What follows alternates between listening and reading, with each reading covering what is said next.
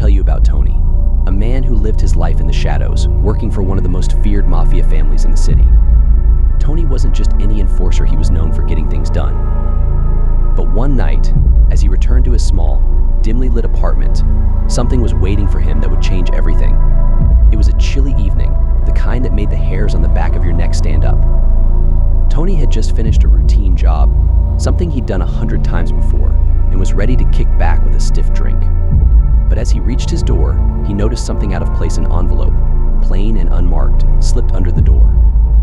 Now, Tony wasn't one to get rattled easily, but there was something about that envelope that gave him pause. He bent down, picked it up, and felt the weight of it in his hands. It was light, almost too light, like it was hiding something more than just a piece of paper. He tore it open, and inside was a single sheet of paper. Typed, no signature, nothing to give away who had sent it. The message was short, but it hit him like a punch to the gut. Leave now, or your life is forfeit. And at the bottom, scrawled in red ink, was a single letter R. Tony's heart skipped a beat. Who the hell was R? And how did they know where he lived? His mind started racing, thinking of all the people he'd crossed, all the enemies he'd made. But before he could think too much, he heard a car engine, revving up outside his window. He rushed to the window, but by the time he looked out, all he could see were taillights, fading into the night.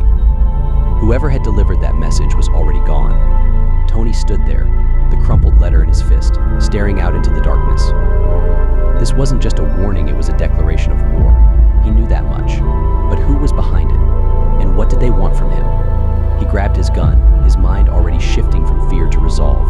He'd faced threats before, but this was different.